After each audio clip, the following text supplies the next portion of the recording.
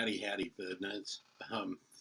Let me just let me fix this audio because I did something dumb. There we go. I think that should be better. Let me know if it's not. Oh, see that behind me? Problem areas in your bird-friendly garden. One of the biggest issues that I always got when I was running the nursery that I had, or working in other nurseries, get the headgear going right, was there were always spots that people had in their garden and that they couldn't find the right plant, or that they had tried heaps and heaps of plants and they all failed. And common spots are that little narrow bit beside your house where you put your bins, steep slopes, obviously, because water runs off and all of the mulch, etc., is almost impossible to stay there, and erosion is often a problem. And sometimes the steep slopes might be facing north in here in Australia and get heaps and heaps of sun and be baked, obviously not retain water. And one of the really, really terrible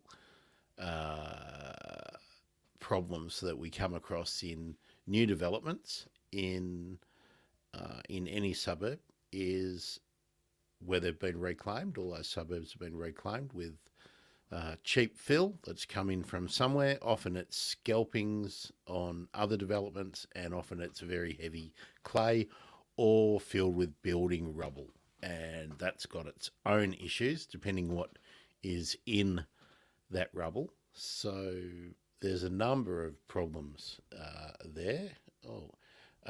Now, this live stream, I'm going to be reacting to comments and questions and whatnot. Oh, we've got some Facebook love. Good on you, Facebook love. We love Facebook love. All right, let me get back to the query that I had on Twitter from regular listener Chris Power. Actually, let me read what he said, because I like this, and it's one of the reasons why the podcast is longer than so many podcasts out there. Chris sent me this on Twitter, by the way, in the DMs, and you're more than welcome to do that if you are following me at Bird Emergency, where we are. There, hang on, get the right one. That one, there we are, at Bird Emergency on Twitter. Chris wrote to me and said, "Hi Grant, I've been listening to your podcasts, brackets, perfect length for my daughter's karate class, close brackets, which is why we do the long form. It's good for a drive, good for the train, good for killing time, good for when you're doing something boring at work and you can put one earbud in, which mine are misbehaving today.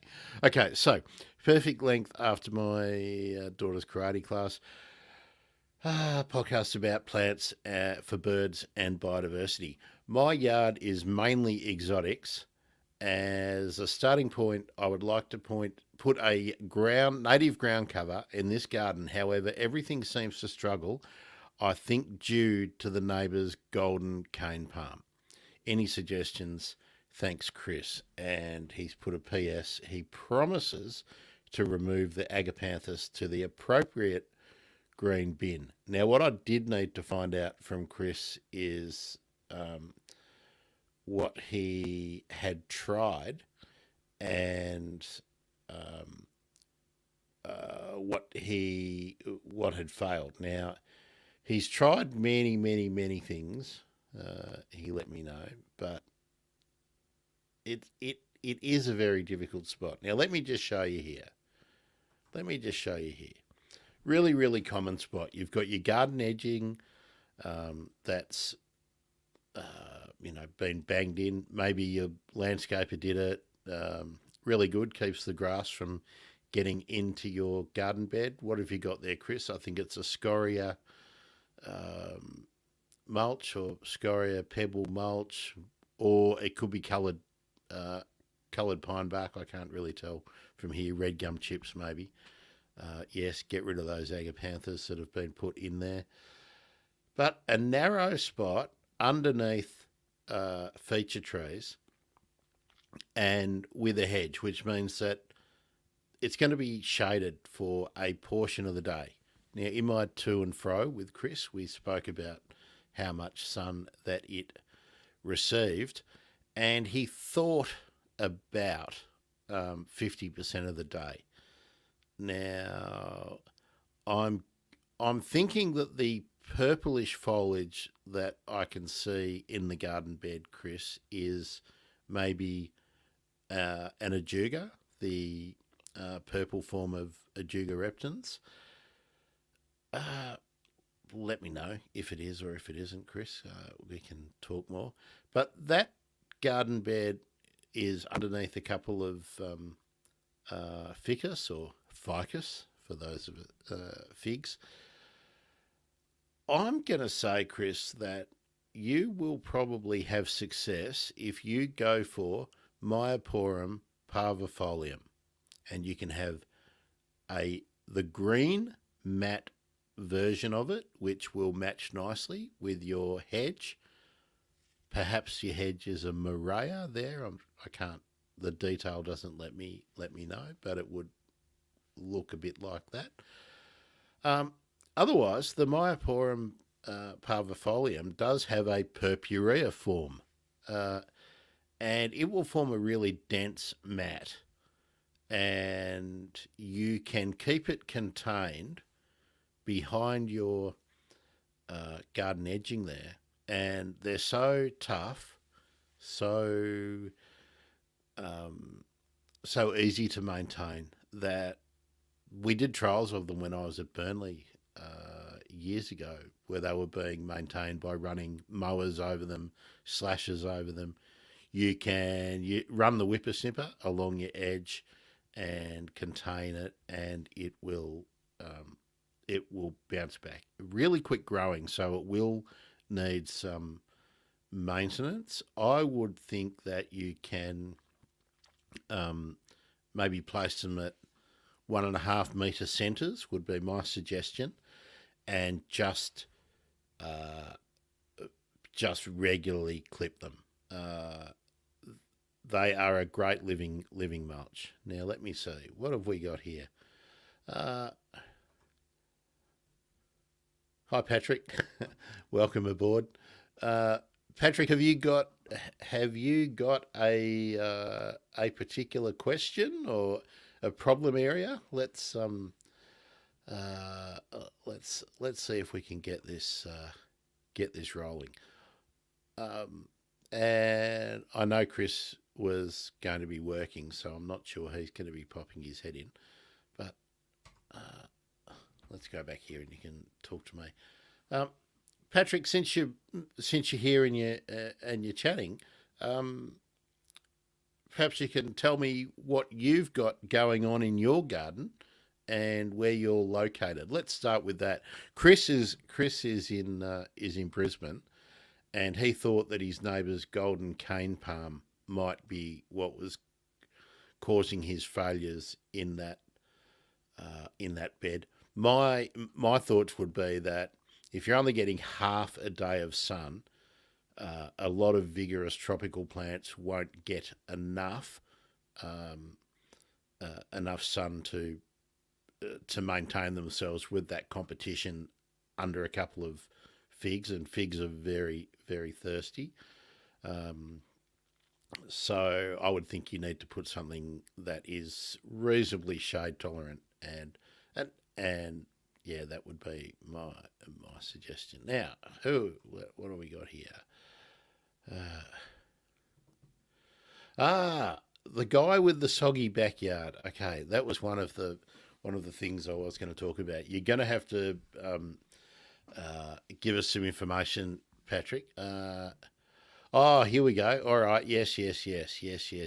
Great. Yes, we were talking, but not in my DMs, so I can't go back through my feed and find it, I don't think. Yeah. Okay. So I can put it up and share it with everyone. Patrick, pop in uh, pop in your soil type if you know it, and tell us, have you ever done a pH test in your soil? Is it when it hasn't been rained on? Is it free draining, or is it clay, a clay base, or is it just a healthy loam? I expect it's quite a heavy uh, reddish coloured loam up there. Just give us a bit more information, then everyone can follow along, and tell us some of the spectacular failures that you've had. That's always fun. And we'll just wait along. Here we go. Okay, right, listeners, I'm going to keep popping up these. Volcanic soil, fairly heavy, which would be expected. Tell me, Patrick, is it the dark soil or the reddish soil? And in the Upper Yarra, how far up? Like, are you getting up towards Warburton, like, or are you sort of Lilydale-ish? Just give us a bit more of an idea, because the soils are quite specific. And have you tried? Actually, that's the other thing. How big is the area that you need to fill, or to like let if you've seen me talking about plants before, I always like to talk about the layers in the garden that are useful for wildlife. Okay, up near Warburton, great. Okay, very dark. So it's very dark black soil. Is it clayey, or is it free draining? Let me know that. Small backyard, south facing. Okay, so you've got a lot of water runoff, but also quite dark in winter. I imagine maybe some of your neighbours have got hydrangeas or something doing really well. Tell me, Patrick, what you want from the area. How big is the area? Okay, so it's the dark loam. So when you play with it, it feels a bit like plasticine, I'm going to guess. Does it smell? Is the other question I would like to know. Or does it smell bad? This is good, isn't it? Okay. Oh, we got, yes. Hello, Facebook. Nice to see you jumping in. That's good. Just waiting. Here we go. No, it smells okay. Okay, so it hasn't it hasn't become a problem soil in terms of its structure and its pH. So, do you need shrubs? Do you need something taller? Do you need what? And you can actually type in quite a long message. I think, Patrick, you don't need to do very short ones. Okay, so you've tried the Buxton gums, silver gum, river bottle brush.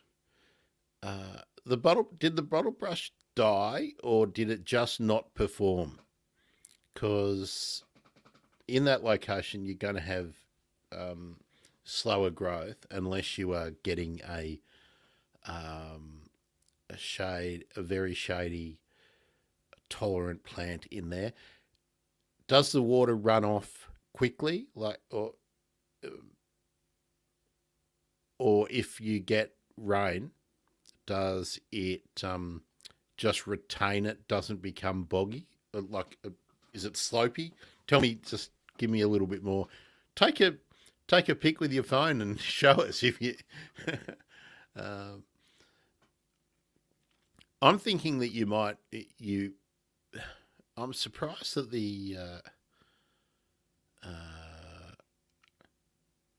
when you say river bottle brush, I'm thinking you're probably talking about the weeping bottle brush. Um, okay, good. Bottle brush doing really well. That's what I would have thought. That I I would be looking at uh, I would be looking at leaning towards melaleucas, callistemons, um, uh, maybe eriostemon. Um, they should they should do quite well as long as the soil doesn't remain wet. If it gets inundated and runs off, um, that's a different kind of plant you need than if it sits there. So tell me if it sits there. And yes, I can see that you want. Here we go.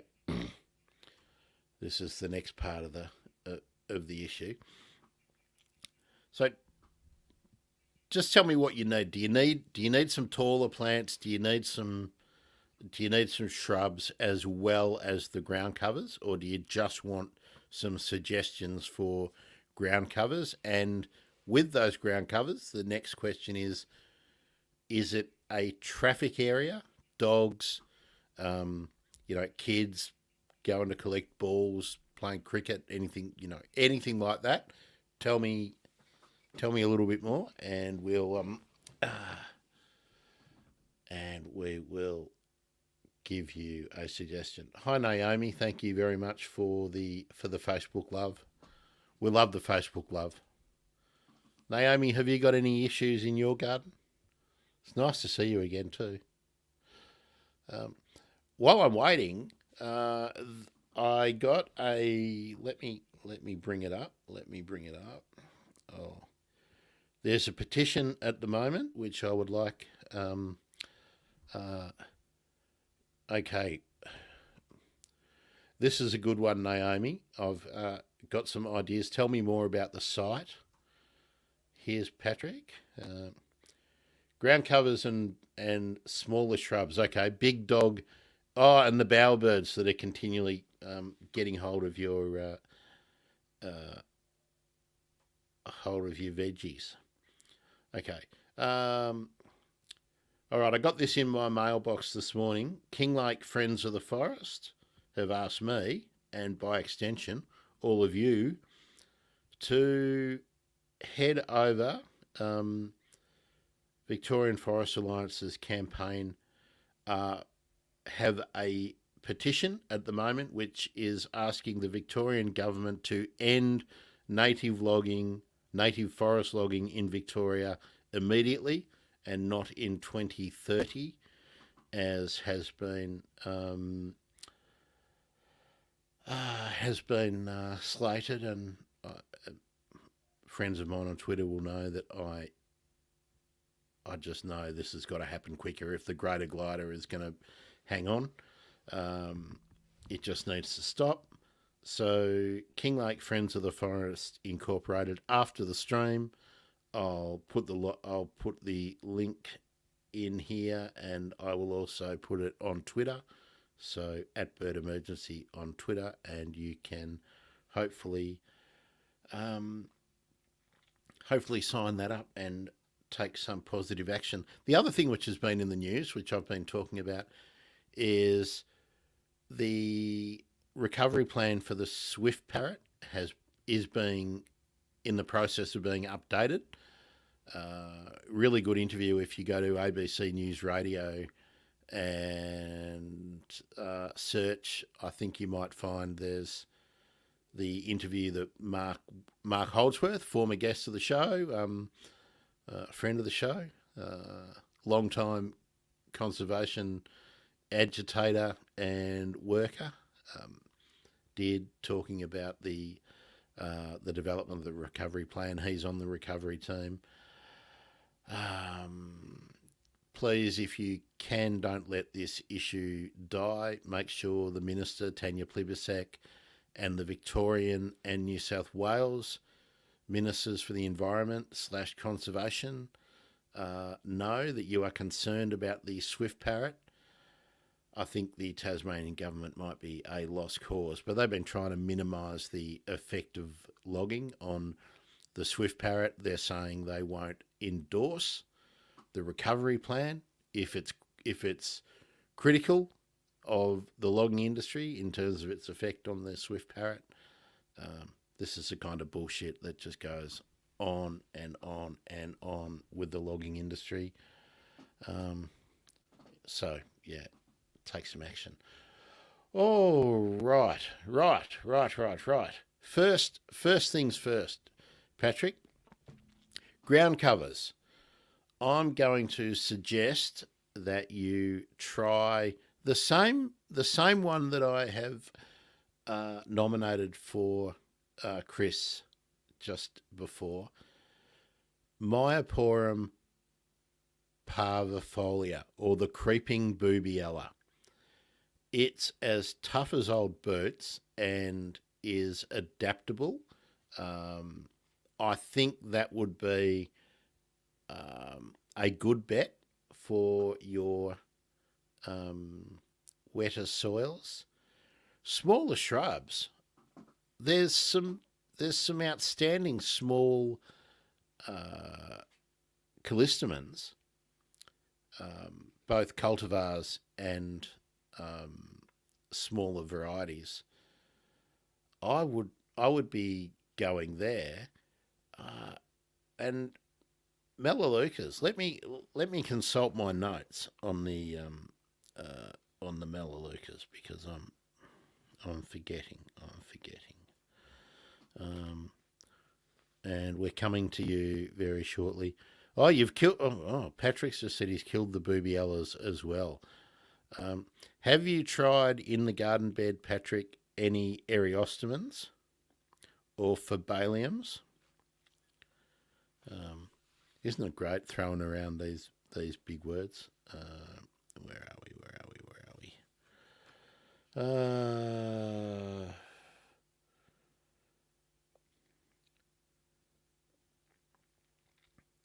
Yes. Have you tried the Crowea, the Crowea exhalata, the Ostraflora green cape? I think that's the cultivar name. I think it was an Ostraflora one. I'd be trying that. Have you tried the Gardenia ovata as well? That's an indige Melbourne plant that handles periodic inundation. Let's see. Some of the Pursunias, okay, but they're hard to find often. Pultonea is one of the native pea-flowered sort of egg and bacon plant flowers, we used to call them. Devizia, let's see.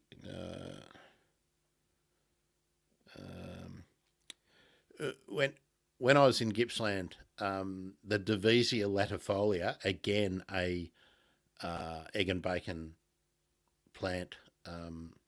Okay, you tried the slender goodenia.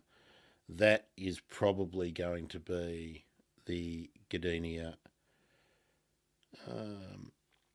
ovata. Have you tried any of the scavolas?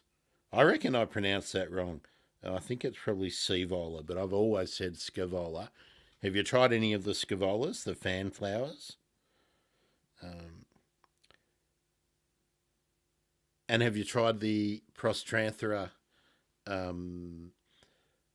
ground cover? What is it? The mountain mint bush, the Prostranthera.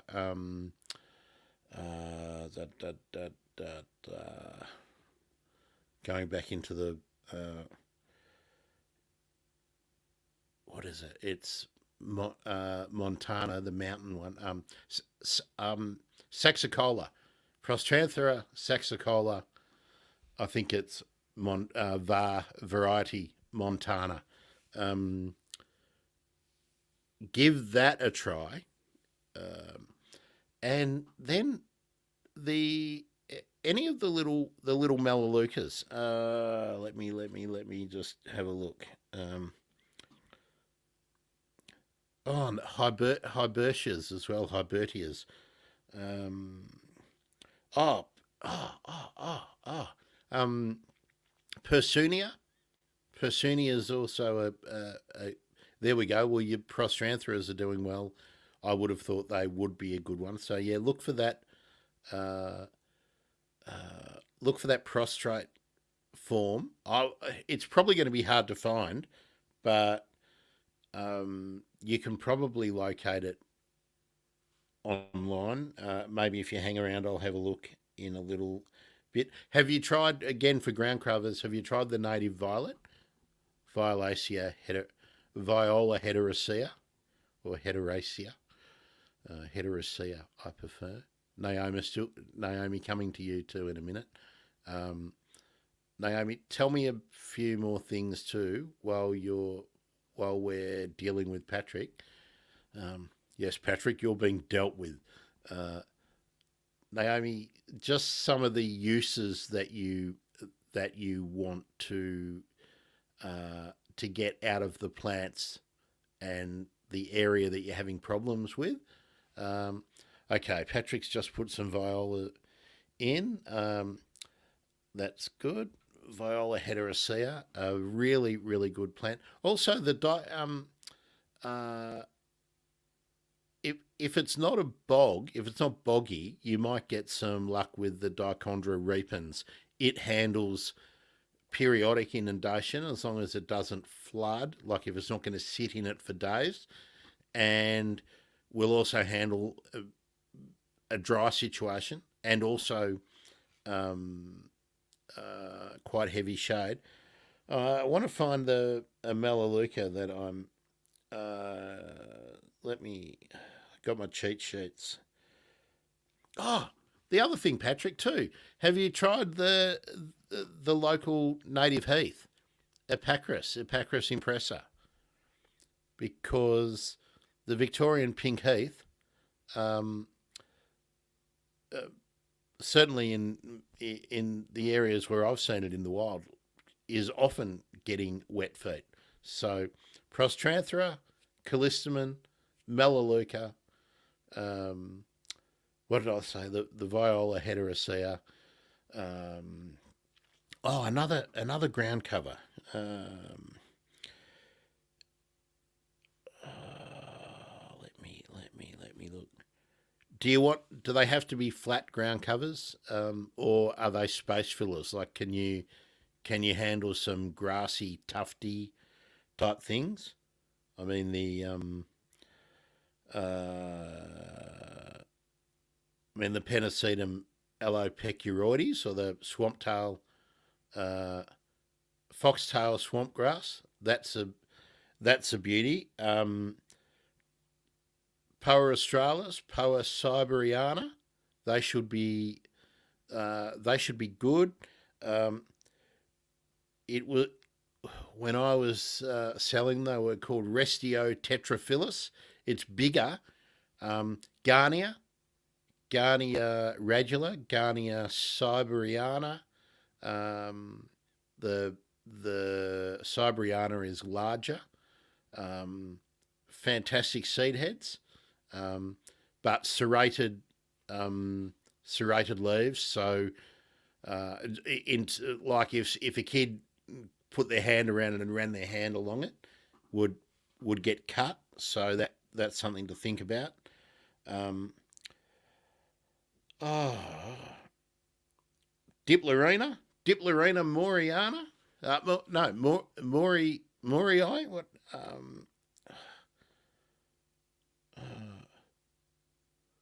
Moroie. Moroie. Gee, isn't it good? Common names are always good, but um, yeah. There's a bunch to start with, Patrick. We'll follow up, I reckon, in the future. Right now. Gee, we've gone there. Let us know. Let's follow up in a little while and see how it's going. Also, Patrick, let me know if you have been having trouble finding a good variety of native plants. I know you mentioned in our correspondence Kuranga. Um, I haven't been there for a while. How is it these days? Let me know. All right, let's move over to Naomi.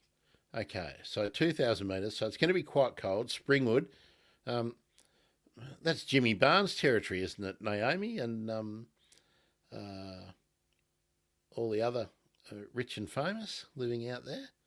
Um, does Kyle Sandilands, I think, lives out that way too, doesn't he? Um, all right, sandy loam, large tree cover. Now, does that mean it's a dry spot, Naomi? Fill us in on that. So you've got some wrens. Um, yeah, if you've got birds using it too, here's a tip too. Don't don't replace everything all at once. If you've got uh, if you've got plants that are mature or getting over mature, senescing. Um, okay, I'm Patrick. Have email me your email. So grant at thebirdemergency.com and I'll send you a couple of tube stock places, uh, and we'll go there. Okay, here we go. Big tube stock really depleted at Karanga. I imagine, Patrick, we'll put that comment up there because Karanga's a great retail nursery and it's but I imagine that after 2 years of the pandemic that they probably had trouble and that all the nurseries probably had trouble with keeping their production schedules on. And of course, there's a lead time, maybe 1, maybe 2 years um, for plants to come from the cutting stage or if they've been grown from seed stock. So I imagine that's probably a problem there. But yeah, okay. Naomi, let's look at, here we go. So you're underneath a big Angophora. Well, you're lucky to have such a great plant. Oh, and also here, just correcting me too. Yes, okay, you're in the Blue Mountains. Okay, so are you in the Currajong kind of area, or are you more in the what's the other place where they have conferences and all that all the time in the Blue Mountains? Gee, mental block. You'll know. Um, Fill me in on that one. All right, let's go back to here. Okay.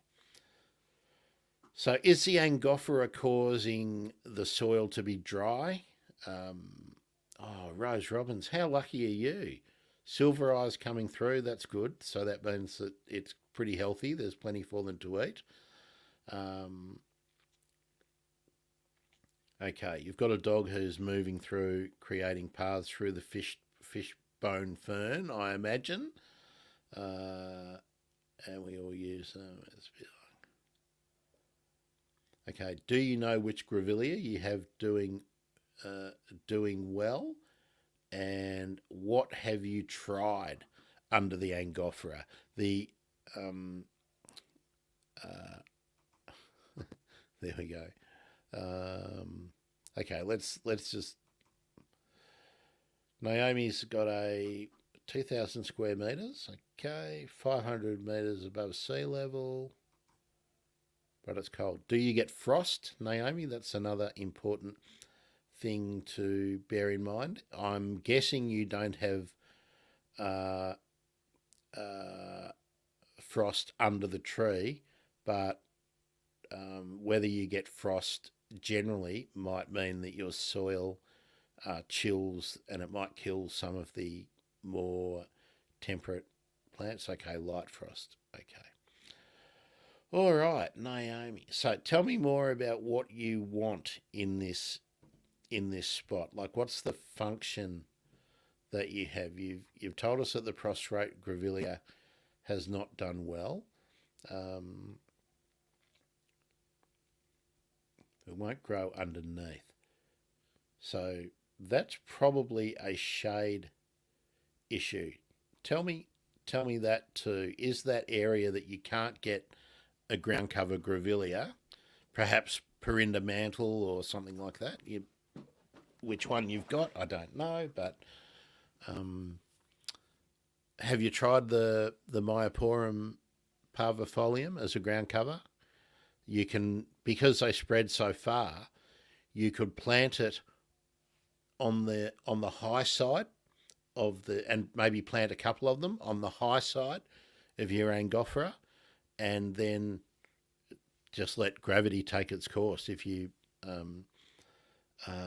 perhaps towards the end of the drip line, I mean, I'm sure you are aware, if you go under your Angophora and walk out to about 2/3 of the way along from where the edge of the canopy, that's probably where your plants are doing well. Okay, Naomi. Myopurim Pavifolium creeping boobiella is the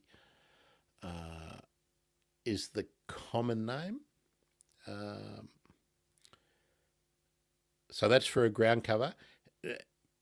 Do you need small shrubs, or give me some more information? I'm feeling like I'm on a roll at the moment. But how's that? But in the east of Australia, we're solving problems with pretty much the same suite of plants. Well, I'm assuming we're solving problems. We'll find out in a year's time when you guys keep me informed. Oh, hello, Twitch. Nice to have someone on Twitch too. Does oh,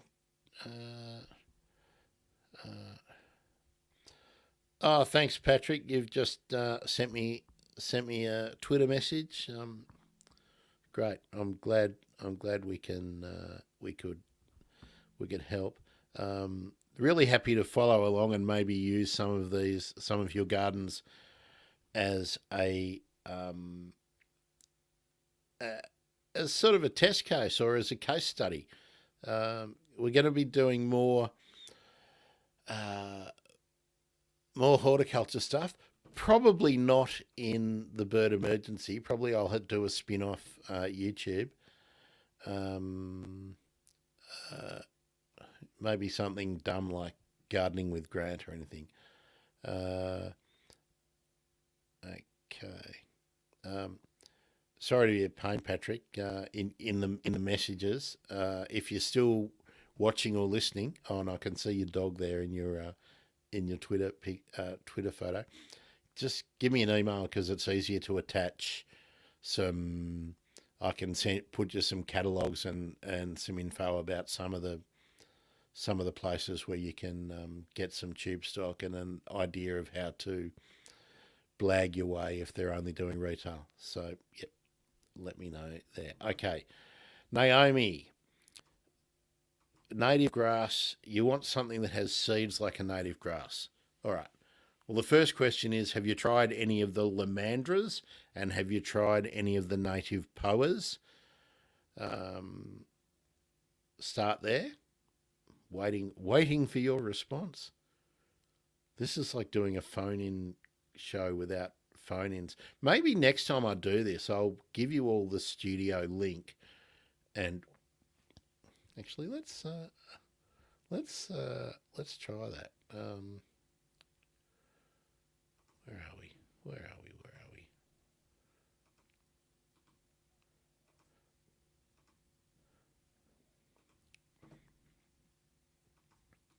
Naomi, if you're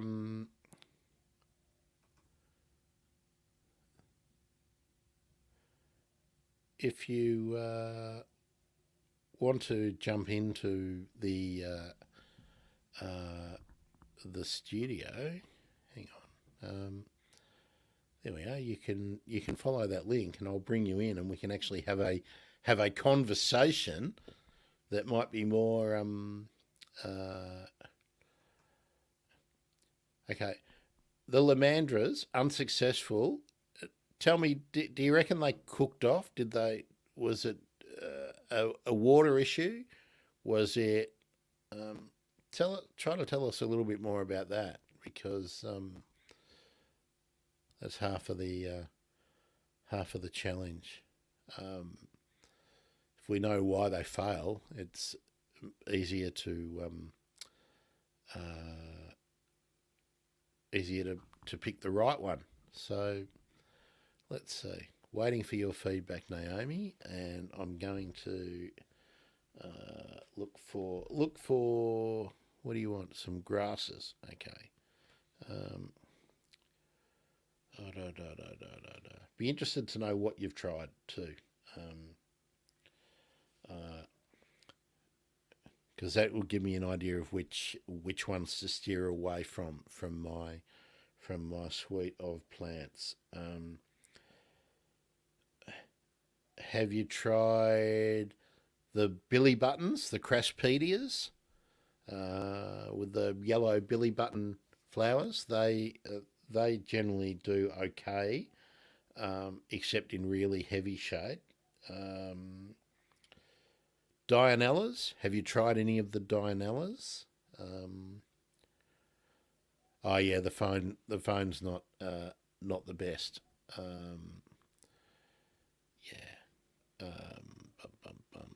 Yeah, you would need to be using the Chrome browser, Naomi, or if you're on an iPhone, maybe Safari, but Chrome generally handles it. But no, we can keep going with the discourse. People are sticking with it. So, I might note too. It doesn't really matter because if people watch later, they'll already know that if I'm doing it later, I might add the photos of the plants we've been talking about if I get time. Otherwise, we'll just do this again next time. Okay, so Naomi, these are my tufting, grassy kind of things that I would. Just tell me a little bit more about the lamandras. What do you think was the issue? They burned off. So do you think it was? Here's where we do the detective work. Did burning off generally implies that if they sort of go dark brown from the tips of the leaves and then die back, that's generally some kind of nutrient issue. But if they went pale, sort of uniformly, that can be a water issue. Unusual that the lamandras would find it too shady. Probably would need to know a little bit more about that before I ventured an opinion.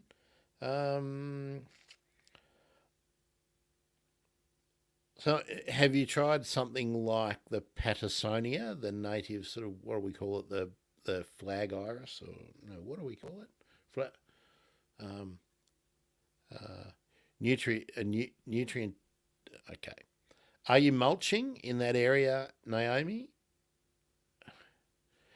Sorry, I better click that up so that those watching later on can see what we're talking about.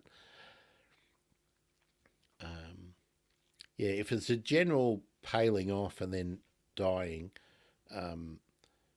it could be a nutrient issue. Is the soil dry generally? Like, is the like if you go and, well, two questions. If you went out there with a shovel now, because we're in winter, you went out there with a shovel or a spade, could you easily dig into the ground, just with the shovel or with a fork and lever it, or would you need to get a mattock or a pick into it? And yes, of course, you're going to get a lot of leaf drop with the Angophoras. Okay, all right. So here's the thing. So it's going to be free draining. Do you add fertilizer, Naomi? Yeah, we know what you mean. Yes, we know what you mean. Although probably beautiful soul too. Plants have got souls, don't they?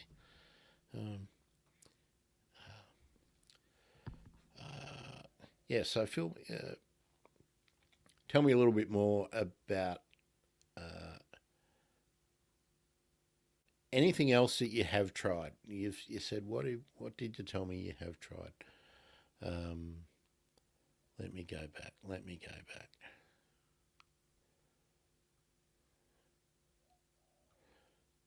So do you want to replace? Okay, you want some colour. Okay, you want some colour. The soil's really good. Does the dog? Have any of these things failed because of the dog? Do you think? Um, Good on you, Patrick. Yeah, Lamander and Dianella really do tend to handle the shade. Um, Dianella's particularly are really useful. Um, okay, so you just popped that there. I'm imagining, Naomi, that is the answer to my question: are the dogs um, causing the plants to fail? The next question is it because of the traffic? Is it because of them running around and wearing down the paths and then compacting the soil, or is it the other? Okay, so the dog doesn't do damage. Is the dog weeing concentrated in an area like that? Okay, you've got no, and you're a lazy gardener. Okay, well, I'm going to think. Um, Try. I would particularly try the Dianellas. I would try that. Um, I don't know what the indigenous Dianella in your area is, but I would probably say longifolia, Dianella. What have you got? Uh, Revoluta is Tasmanica is one down here. Dianella revoluta, longifolia. Try those. Um, uh, Garnia again would probably do nicely. The native poas, La Balladiera, and Siberiana, and whichever poa you can get would be a good try. Um, have you tried any of the Canedias as a ground cover as well? That's another. They're other ones to try alongside the Myopurim Pavifolium, which I mentioned, the creeping boobiella. Um, Canadian nigricans. I had that in quite a shady spot in sandy soil, admittedly, in Gippsland, but I've seen it well used in heaps of places. Um, and maybe um, have you tried even the running postman, Canadia prostrata, much lighter in the foliage. Let's see. You want some more colour. Kunzias are good if you can get the prostrate, the parvifolia, Kunzia parvifolia dwarf, Hybertia, yellow, beautiful little yellow flowers, common name guinea flower. Um, well, look, here we go. We can't. Bandicoots are gonna dig over whatever you get in there. So there's not much you can do if the bandicoot wants to do its thing, turn over the soil and be a tractor. All you can really do is replace. They're just going to move through and do what they do. Um, the the good thing is once you've had them in an area for a little while, um, they're not going to come back. I don't think the next, uh, like in the next week or the next month. It might be a couple of years before they come back and have that. Yes, touche, Patrick. Don't we all wish we had a bandicoot problem? Yeah. And Yeah. Some of us wish we had a satin bowerbird problem. Gee, you know. But I've got a spotted turtle dove problem and a blackbird problem in my place. Let me see. Also, Naomi, you might want to look at some of the Pursunias. Uh, they're related to the Grevillea and the Hakea. Um, Pretty good in shady situations. They're a good understory plant. Uh, and the other thing too is try the Goodenia. I don't know which your local one would be, but Goodenia ovata is our local one down here. And uh, and the other question for you, Naomi, is have you tried the mint bushes, the Prostanthera?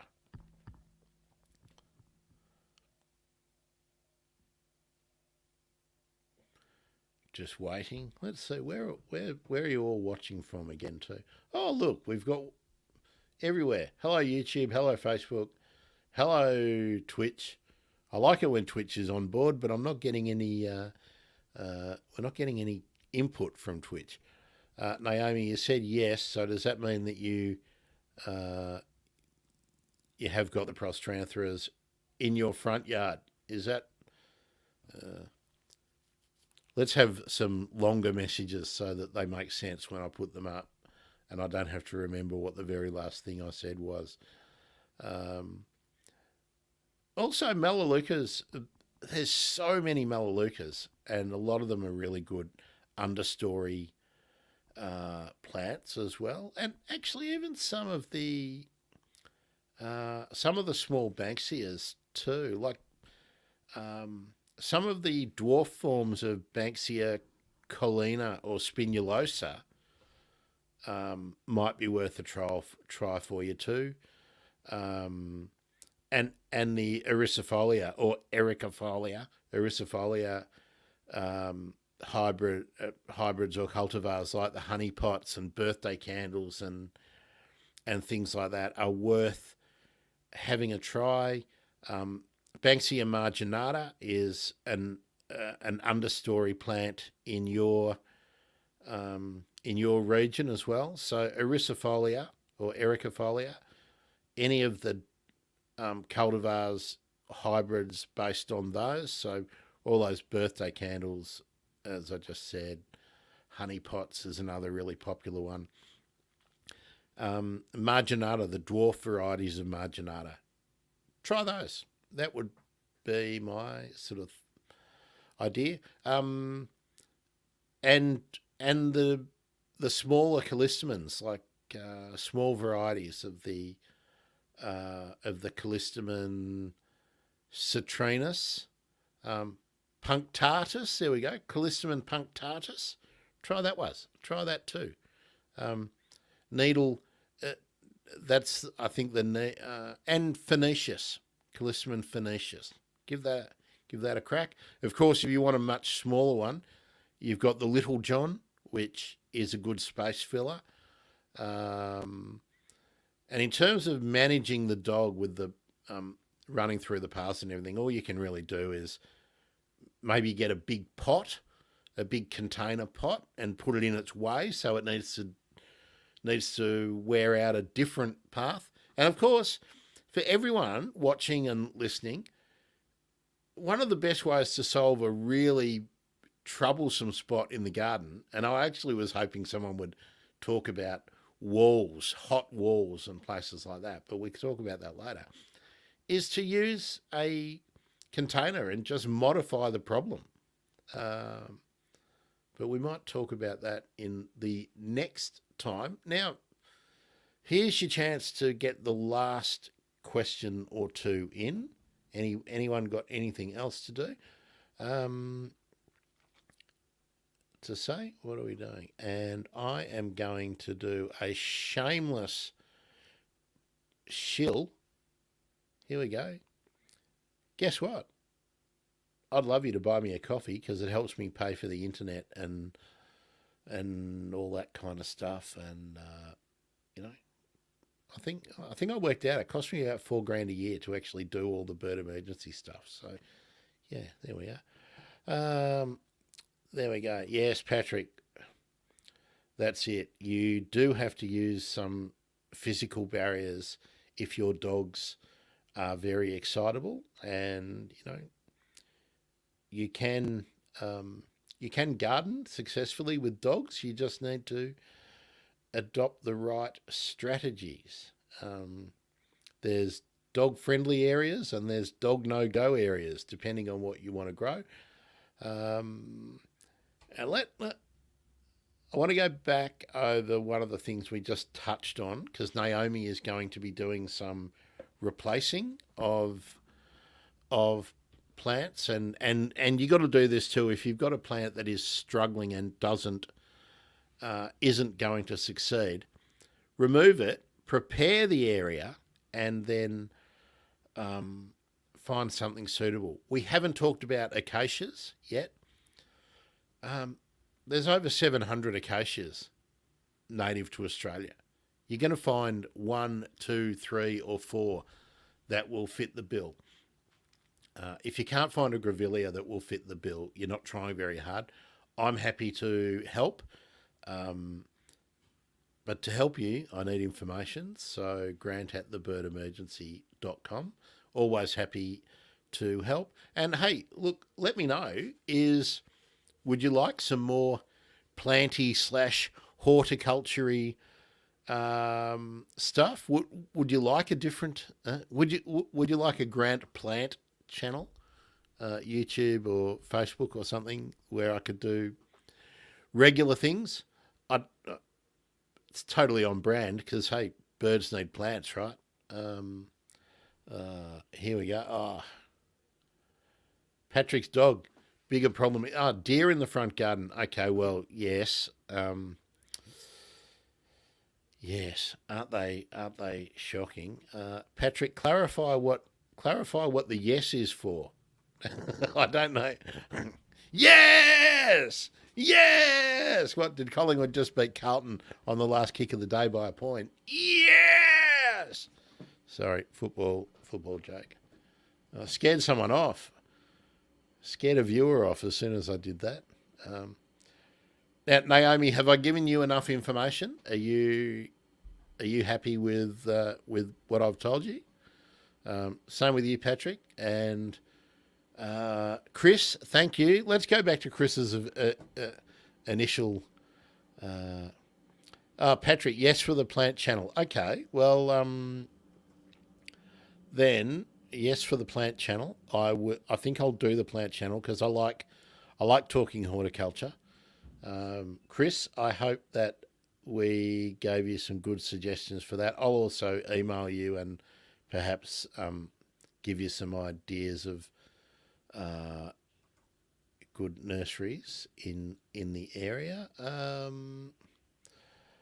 Okay. What do you reckon, Naomi? Will you watch my plant channel?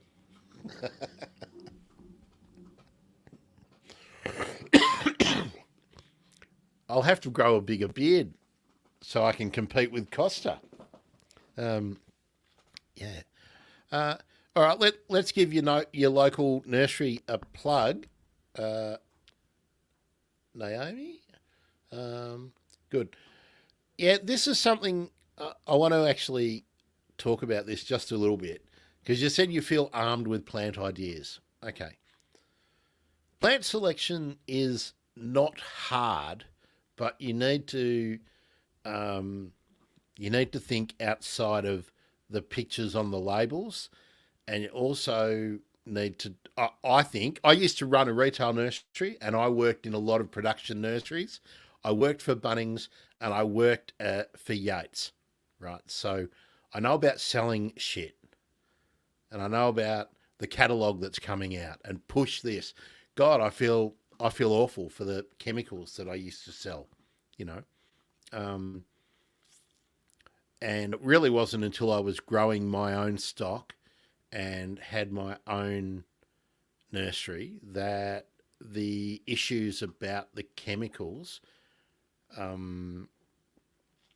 really hit home. So I now while sometimes you might need to use some kind of compound, especially with feeding.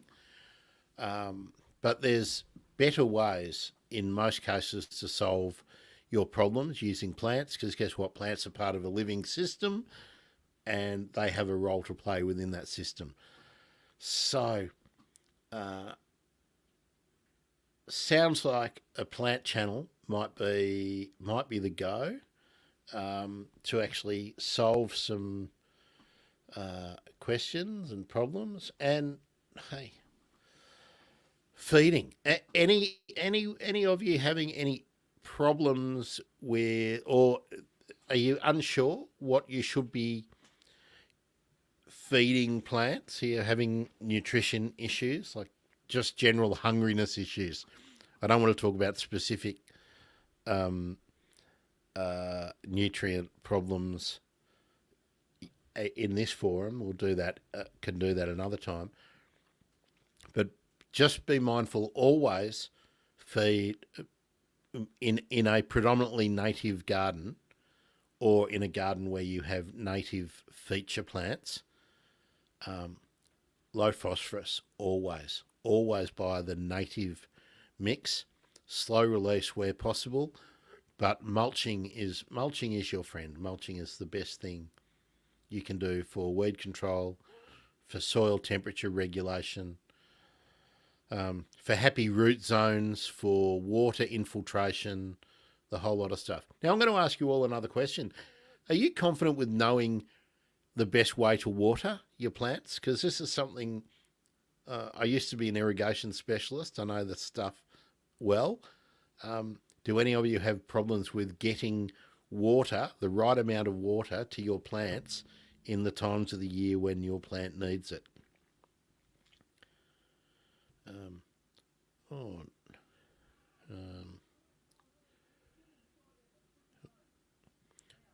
Oh, my neighbours are saying, shouting at each other. What a surprise.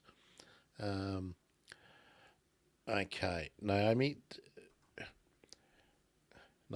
just made a statement. Does that mean, Naomi, clarify, you're not confident with the water, or you're not confident with the nutrient issues?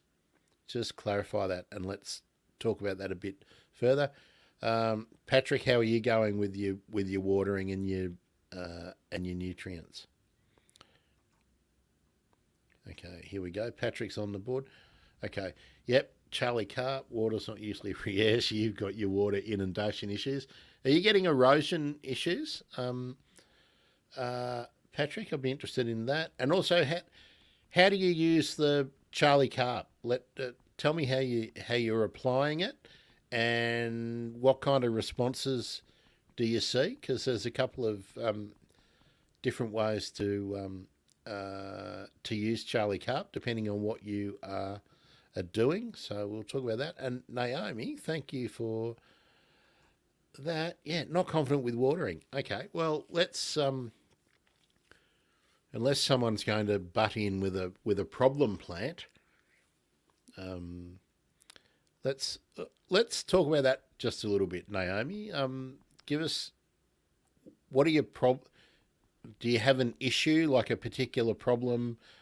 Are any of your plants not being watered enough, or is summer really brutal? And in that Blue Mountains area, Naomi, have you got like rock? Have you got quite a bit of rock or stones or grit in your soil, or is your area where soil has been brought in to build up the subdivisions originally? And here we are, Patrick. A little bit of erosion. Okay. Is the erosion a problem for you in that spot, Patrick?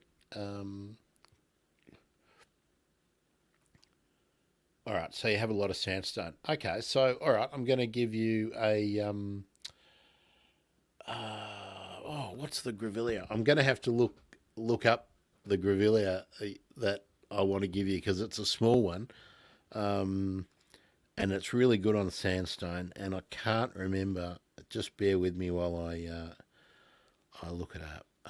It's a nice little pink one, and it's from the region. Um, what's it called? No, I can't remember. But the Coleroy grevillea, I think it's called. You can look that up yourself, or I'll pop a link in for you. Um, there's some. You've got the sandstone there. Have you? Another question for you, Naomi, and this is a yes or no for us. Then I'll know what you're answering. Have you tried any of the Boronias in your area? Um,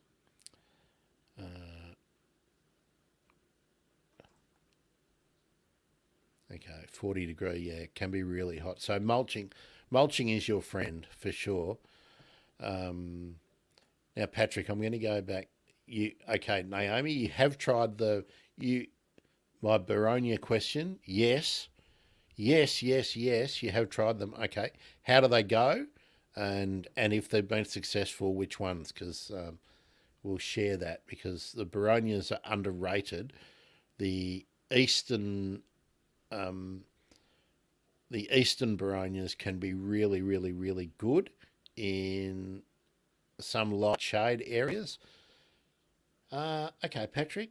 Yeah, the heavily diluted is really important. Try not to get Charlie Carp on young foliage on growing tips, especially if it's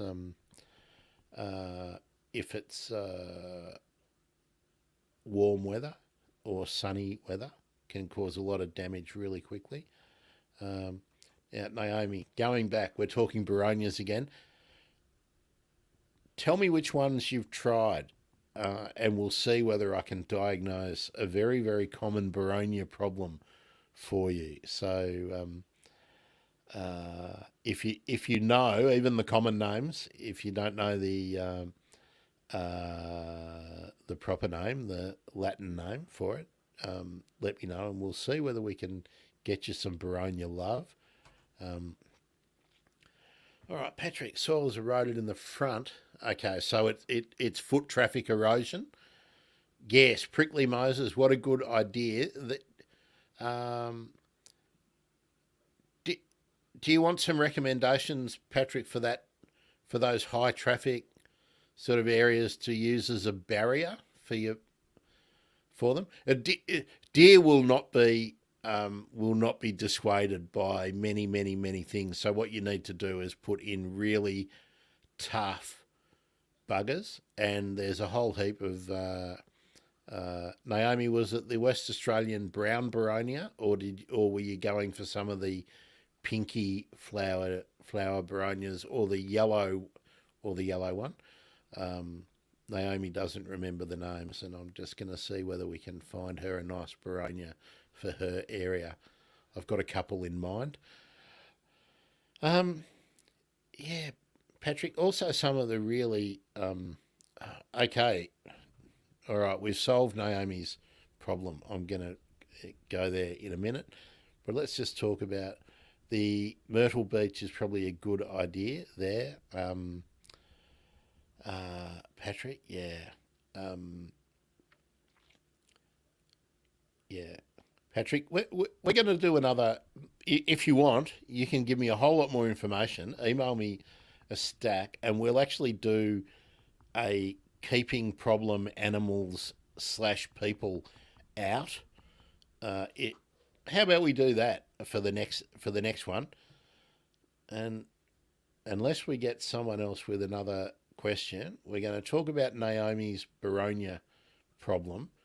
Because Naomi, I don't know whether you know. Do you know that you've probably got Boronias growing around you in the area? Do you know that? If you go bushwalking, you'll probably find some Boronias, but you won't find the brown ones. So let's just wait on Naomi's answer. Now, Boronias are one of my favourite plants, and they're in the Rutaceae family, which is the same family with the Eriostemons and the Crowias and things like that. Okay, there we are. Now, what did Patrick say? Yep. Fantastic, Patrick. Thanks for joining in. I'm going to go soon too, so it's been good of you to join in. These sessions work when people join in and ask some questions, and I hope you got some value, Patrick. And let's follow Patrick's garden journey on his difficult south-facing place near Warby, I think you said, wasn't it? So fantastic, near Warburton.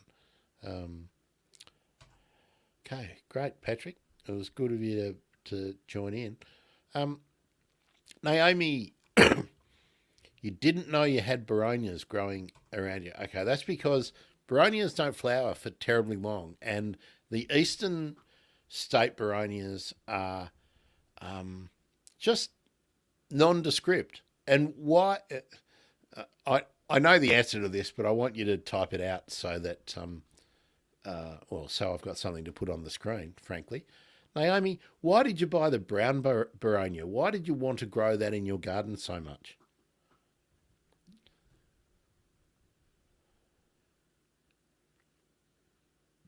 Yes, I know. We're just filling time while Naomi's quickly typing there. I mean, Boronia is one of those ones that. All right, here we go. Great. This leads totally into what I was about to say. All right, the brown Boronia is highly scented, highly desirable because of that. And hey, it looks pretty nice, but it's the scent. Everyone wants that beautiful fragrance. And because of that, the nursery industry produce bucket loads of them and send them out every spring when they're in flower. It's all time to, and that's because you can't resist the scent of the Boronia. Beautiful, beautiful, beautiful. But the brown Boronia is a West Australian dry forest understory plant, and it's highly specialised for what it requires. It requires a cool root run, not too dry, but not too wet. So it's really specialised to where it does well. But it's always available over here in the east, but it doesn't generally do well, especially if there's any sense that it's going to get wet feet, even for a short period of time. What will happen is they'll just turn up their toes. They'll die in a hurry. How many people haven't given someone as a gift a Boronia, and that someone's potted it up and put it in their front porch or somewhere in the garden where they can see it and walk past it and smell, and then the next time you go and visit them, there's this pale yellow upright sticks that used to be that beautiful Boronia sitting in the garden. I mean, thousands, and people just keep trying them because they want them. All right. Don't bother. You have a local Sydney region Boronia that has a beautiful scent and is adapted to grow in the dappled shade of your area. And it's called the Rose Boronia, or Boronia cerulata. Let me get the spelling right. S-E-R-R, where are we? Haven't even got to it yet. S-E-S-E-S-E-S-E.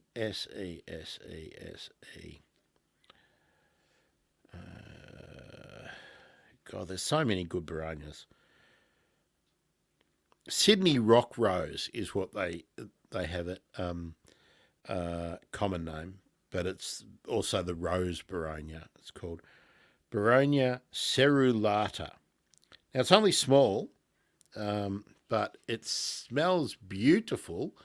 But there's a whole lot of great one. Boronia mollis, Boronia bipennata feeder, heaps. Naomi, would you like a Boronia fact sheet? Would you like me to produce one of those for you? Um, yeah, just there's so many good Boronias, but only a couple have the scent, and the brown Boronia is the really common one. But Boronia cerulata has a nice scent, but there are other scented, really nice scented plants. Is that something you'd be interested in? Would you like a scented plant session, scented flowers session, Naomi? Tell me that. Here we are. Yeah, see, Sydney's got a lot of Boronias that grow in the area, and yes, yes, get into that. Okay, all right. Tell me if you'd like a scented plant episode as well, or any other issues. We've got Patrick's high traffic problems that we'll have a crack at. Anything else?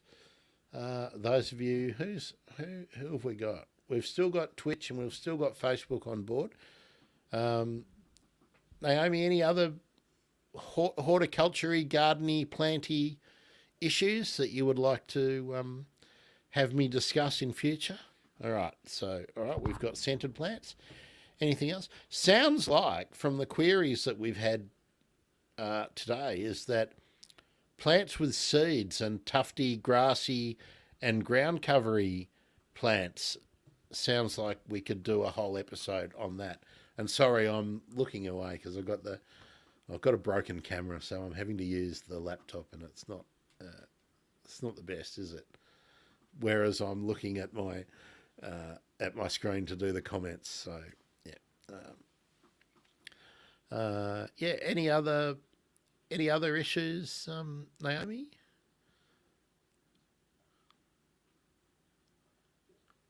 Tick, tick, tick, tick, tick. This is great, isn't it? Dead air. Actually, I do have another question for you. Weeds are an issue. Well, we'll get onto weeds. Naomi, you should be joining in, and so should everyone else. Hashtag first seen and heard each day. I'm going to take it to Instagram and probably to YouTube as well, but I am doing it on Twitter every morning. What's the first bird you saw in the morning, and what's the first bird you heard in the morning? That's getting some good take, and it's just a lot of fun sharing. Naomi, that is fantastic. I'd be really interested to hear what you would like to cover. You can email me, Naomi, grant@thebirdemergency.com when you've got some time. Tell me what you would like me to talk about on a horticulture kind of show, and I'll prepare it. What have I got? I've also got something coming through on Twitter. No new message. Okay, that's great. First seen, yellow robin. First heard, Australian raven. Have I got those in the right order there, Naomi? Or the other way around? What was your first heard? It's really easy too, isn't it? You just go seen, yellow robin, heard, Australian raven, and when we do it on the hashtag, it's really good if you put where you are so that all the people from somewhere else. Okay, first heard, raven, beautiful. So that people from all around the country or around the world can marvel at the birds that we have around us and that are just super common and that we love. Okay, bird nerds, planty birdie nerdies, thanks. Been great. I'm glad you took this up and that it... I feared that we'd be sitting here for 5 minutes with nothing to say. I'd just talk about Chris's garden and that'd be it. But no, great, terrific. I'm very happy to have you here, and been a lot of fun. And I just do want to do a shameless shill. Look at that, buymeacoffee.com/birdemergency. Or if you can't remember that, you can go birdemergency.com/coffee. Thanks, everyone. See ya. I'm Grant. I'm a bird nerd. This has been the Bird Emergency. Bye.